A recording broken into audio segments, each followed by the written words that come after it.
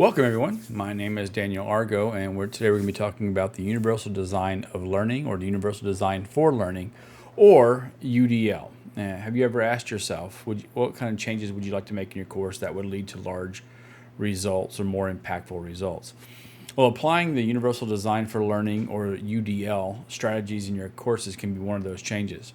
When utilizing UDL techniques, you can, or we can, increase such things as student understanding, student success and retention. We can increase student engagement with materials, each other, and the instructor. We can create more equitable student experiences. We can create a less likelihood for grade appeals and a decreased need for ADA accommodations. And lastly, we can create greater levels of clarity and less confusion when students are looking through assignments and trying to figure out what they need to do. You may ask, what is UDL? Well, UDL for Learning is an inclusive design framework that originated out of the concepts for universal design and architecture. And so we can compare this to a multi-story building without an elevator, without directional signs, without multiple entrances, or without pathways. Once people start using the building, it will quickly become apparent that the lack of these features poses barriers for different people for different reasons. So the lack of these features can be applied to your online course. So imagine an instructor who's designed a multi-module online course without any type of instruction or guides for students to follow as they make their way through the course. This course has no coherent structure. This course is confusing. This course is frustrating. This course is incompatible with what students need to be successful. So the lack of these features, guides, maps, etc., poses a barrier to success for students. So by designing the course from the beginning to be as accessible to as many students as possible, we create an arena of success. We create coherency, we create structure, we create something that students can find their way through with little to no asking for help, and so with little to no hand-holding. So the design process starts early and is intentional, including as many tools as necessary to remove as many barriers as possible.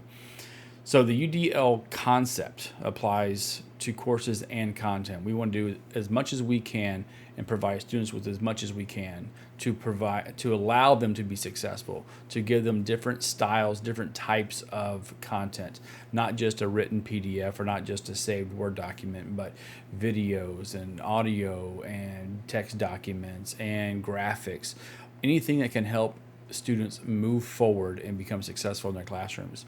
And so by doing this, what we keep the diversity of our students, their minds, their ways of thinking in our minds during this design phase, this building phase. We create environments that are more inclusive to all people.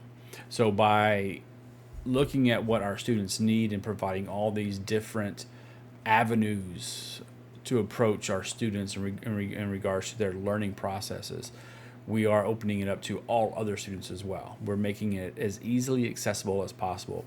And so UDL centers on three different principles: one of engagement, one of representation, and one of action and expression. CAST, who are the creators of the UDL guidelines, develop 9 blocks, so to speak, that kind of differentiate the different ways we approach UDL. So let's go ahead and look at those real quick.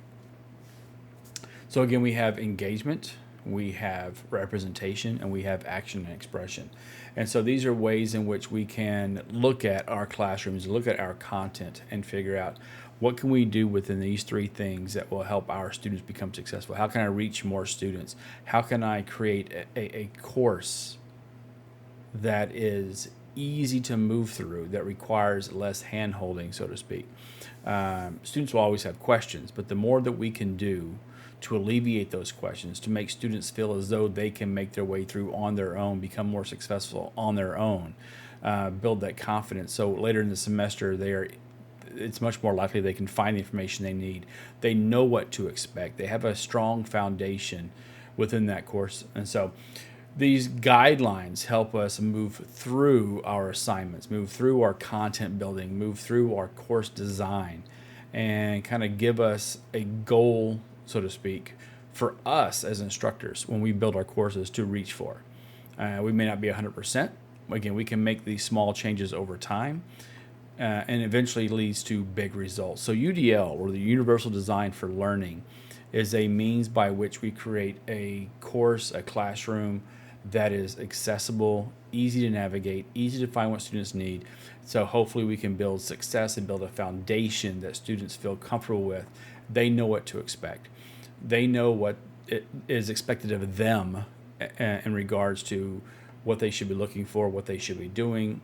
And again, if there are any questions, they feel free to reach out. So they have multiple ways to reach out, not just through email. It could be through things like instant messaging, could be email, could be phone, it could be video chats, it could be Zoom sessions, Team sessions, WebEx sessions, whatever it may be. We provide students the ability to open up and find ways that they can be successful, and not just the traditional quizzes, exams, discussions, things like that. So again, this is the pitch for UDL, or Universal Design for Learning. My name is Daniel Argo, and you guys have a great day.